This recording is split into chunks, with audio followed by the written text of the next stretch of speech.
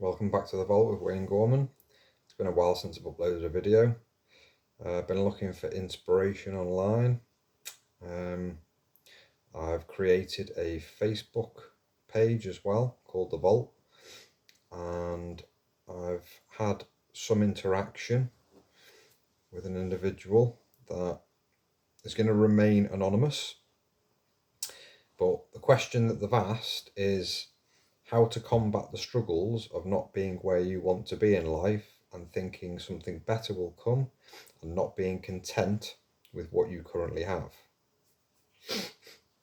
So they asked me if that was overthinking, and I said no. And then the next question that came from that, just find it.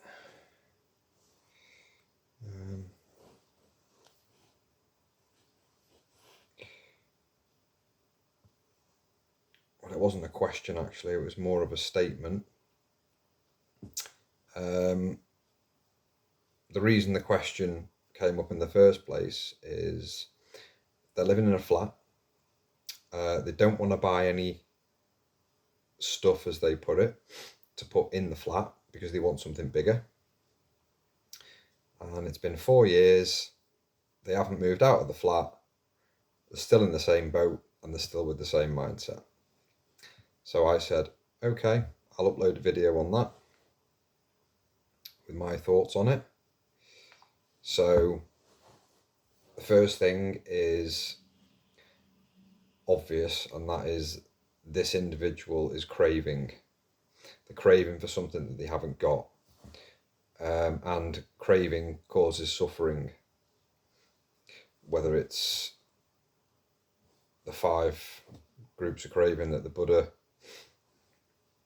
came out with, which is the suffering born from sensual desire, ill will, sloth and torpor, worry and agitation, and doubt. And the first one, sensual desire, is wishing to have something that you think is going to bring you comfort and you don't have it.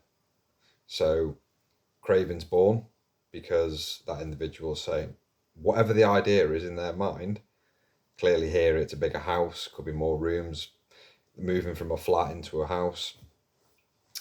So they don't want to buy anything. So they feel like they're stuck and they can't move on with their life. So they're not settled where they are. So they don't want to buy any furniture or pictures, hang them on the wall maybe. Don't want to put any shelves up, just don't want to do anything. I'm not happy. I want to move out of this flat. So the first question is, why? I mean, if you've got a neighbour that lives next door that's an absolute nightmare, that's taking drugs, and the kids are screaming and they're banging and they're playing music till all hours in the morning, it's understandable that that's not a favourable position to be in life if it's interrupting your sleep patterns and you're not able to work and you've got constant battles going on with your neighbours, the police have been involved, and that's a bit of a living nightmare for anybody. So I think everybody's entitled to live in harmony. It's not always possible. It depends where you live. But the idea is that most people would say, I don't want the drama. I want to be able to sleep when I want to sleep, feel rested, and then get on with my day, whether you're in work or not. If you're a working parent, you want to be able to feel fresh when you're going into work the next day. Or for anybody, that matter. You don't have to be a parent. So the idea in that individual's mind, in order for me to answer the question, I'd need to know more about why they want to move. Now, I'm just taking what they've said and not imagining anything else, that it's to do with they want to put more stuff into the space that they live in. Well, is it the problem that your flat's not big enough, or is it the problem that you've got too much stuff? So maybe you need to get rid of some stuff rather than acquire more. And the question then is, what is the stuff? Is it purely for your own pleasure? music systems, like hi-fis and guitars, or, computers, any apparatus that you can bring into your life that you feel is going to enrich it. There are answers to all these things. I mean, if you want to listen to music, you can put headphones on. You don't need to buy a 5.1 surround sound system if you're interested in music. In fact, sometimes it's a lot better to listen to music with headphones on. You haven't got anything in the room. It's direct, straight into the ear. That's going to alter the sound.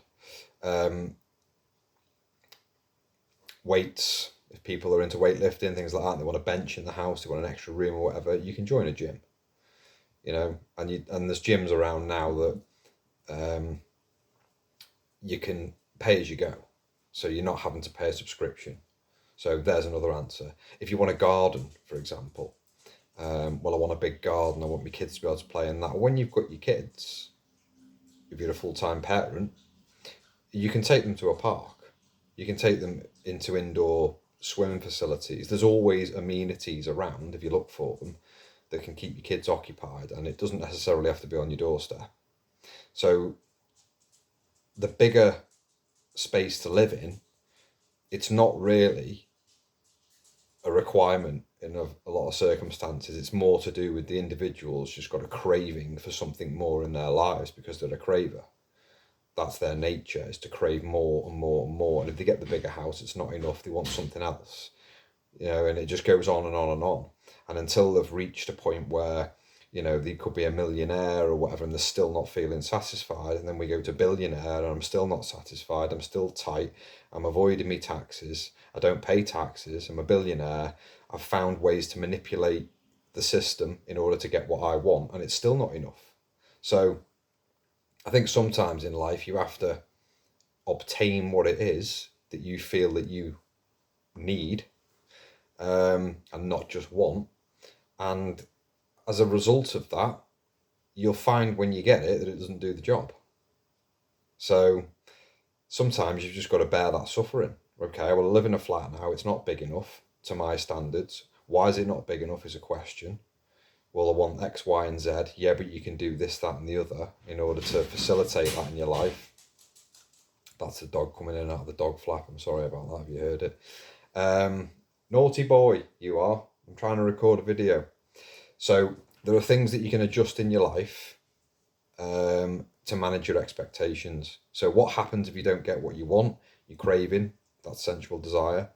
And then as a result of that, it goes on for a time where you're still battling, going, I want this, I want this, I want this, I want this, and I'm not getting it. So therefore, what happens then is you'll start developing depression because you become unhappy.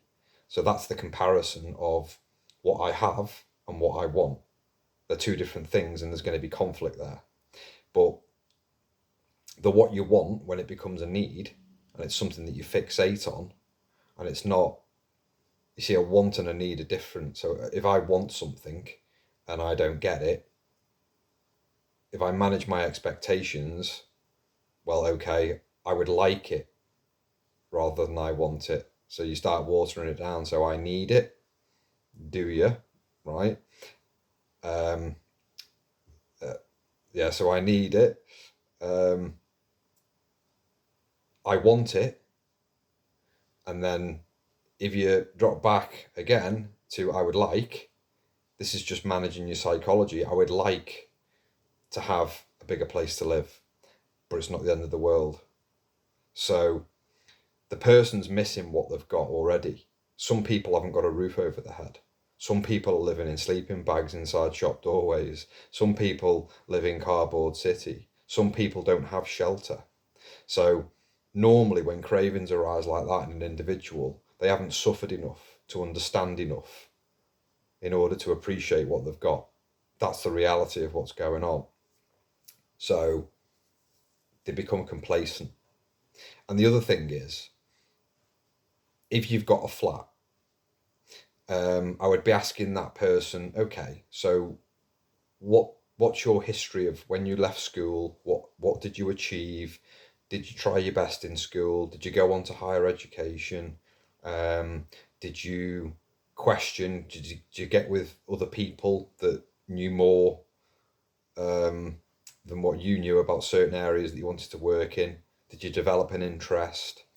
And if all these are tick, tick, tick, tick, tick, right? And then I'm living in a flat still, what am I doing wrong? Well, there's something not right. The other thing is, is there some sort of government funding? I was going to say subsidiary, but I don't know whether that's the right word. Is there some sort of government funding there in an individual's life, or have they earned everything they've got? So you find a lot of people that have a sense of entitlement and develop needs. They haven't necessarily worked for what they've got. So if you've got somebody that is living in a property and it's government funded, and then they top up the rent, for example, and they're saying this isn't good enough for me, in order to manage that expectation, I'd be thinking, well, hang on a minute, you're not paying the full bill for where you are at the moment, so your expectations are a bit out of kilter here. If you're paying a mortgage in full, you work full time, you have done for many years, you've got to look at where your money's going. What are you spending on? If you're that dead set on achieving goals and a bigger property is your aim, are you doing everything within your power in order to achieve that? And the answer is going to be no, most of the time, because everybody can work in areas and go, well, I've been smoking, I've been vaping, I've been drinking, I've been doing other things I shouldn't have been. I've been going out, I've been going on trips, I've been dating, I've been buying things, squandering money on things that give me pleasure on a smaller scale, and I haven't invested everything into that area. So my expectations, again, aren't in line with reality. It's like, well, you've done all these other things, but you're saying that your main priority in life is to achieve a property that's bigger than a flat. I think if someone wants something, then they'll get it in most cases. You put your mind to it, you'll succeed. So there's likely not enough effort being put in, and the individual, I would say, manage your expectations. Bring yourself back down to earth a little bit and look at what's going on if this is what's happening. And I haven't put all my resources into what it is that I'm saying that I desire. I know it's not always the case, but in a lot of cases, this is going to be what's happening. So the individual will end up depressed if they have a sense of entitlement and they have unrealistic expectations that aren't being met, and it goes on for long enough. So 12 months, 2 years, 3 years. In this case, it's 4 years now down the line. I'm still not where I want to be. I still haven't got my bigger flat or my bigger house. There's not enough rooms, or the spaces that I do live in, like the living room, square footage wise, isn't big enough for my needs. I need more. Really, all you need is shelter, clothing, food, medication where required. And then your education comes after that. Then your career, so a job, an income stream. And that's all you need to survive. You don't need anything else, but people want more all the time.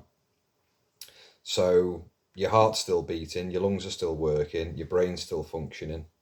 Yeah, all these things are taken for granted. You can sleep, hopefully you can sleep at night. And there's a lack of gratitude in all these areas in order to develop wants for external, the house, the car, the guitars, whatever else comes with it, whatever your choice is, the gym, the man cave, the bigger garden. I want to grow stuff in a garden. I want a farm. I want animals. I want to live off the land. All these sorts of things that can come up. You can rent allotments. There's a lot of places now where you can rent allotments close to where you live, but people don't want to commute. Well, if you don't want to commute and you don't want to work on an allotment away from your house, then your passion's not great, is it? Because, you want it on your doorstep. That's the thing. I don't want to go down the road and travel. Well, your passion's not great enough, you know? So again, there's an unrealistic expectation that isn't being met, you know? So the difference between a need, a want, I would like, I haven't got it, fair enough. It doesn't bother you too much. There's no conflict in your mind if there's an acceptance that that thing doesn't come into your life. And we are all magnets, if you like. You know, we attract things to ourselves based on how we perceive the world. And if your desires are overwhelming and they're all self-concerned based, the likelihood is they're not going to come to fruition because it's just not going to happen. To be craving that much. I mean, we've all seen the X Factor, and you get those contestants that go on that are so desperate for that career in that area that they'll do anything and say anything to get where they want. And the likes of Simon Cowell will sit there and just go, "You're just looking terribly desperate," and they'll reject them for it. You know, that's the kind of outcome with that behaviour. So manage your expectations, look at what you have got. These things are most of the time I would likes rather than need. So if your flat's not big enough, maybe get rid of some stuff. Instead of accumulating, do the opposite, and then your flat will be big enough. It's big enough for you to sit in and watch TV. If you've got a kitchen and you've got cooking facilities and that area's of a reasonable size, then that's big enough. I mean, I've got a kitchen where I live and the worktops are a bit small. I haven't got a lot of space to put things, and that's a bit of a bugbear. But I have got things that I've acquired that go on the worktop that aren't necessarily needed.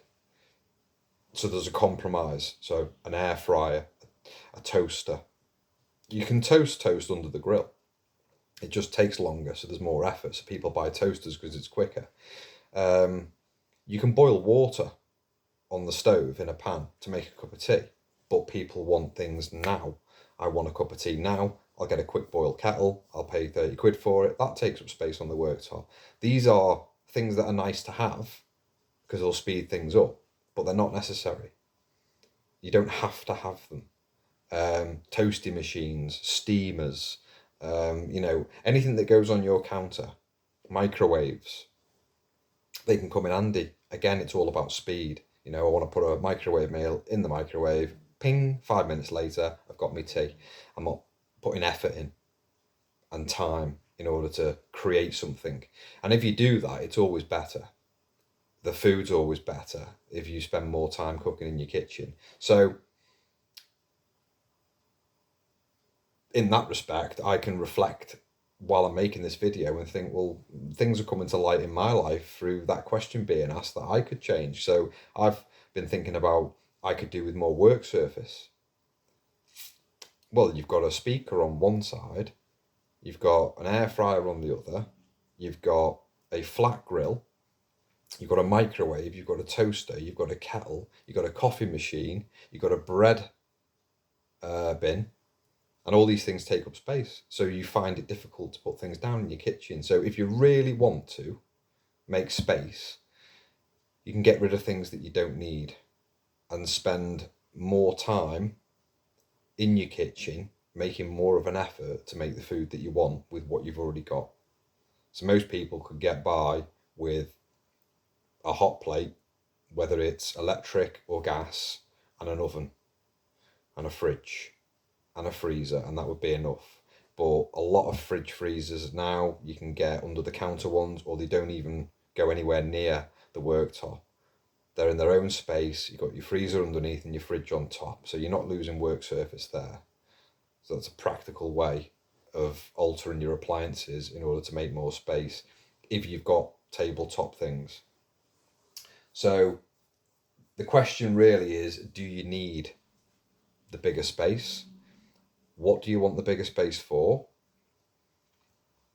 Have you earned the rights to have that mentality when it comes to that sense of entitlement that I should have this? Because that normally goes with that.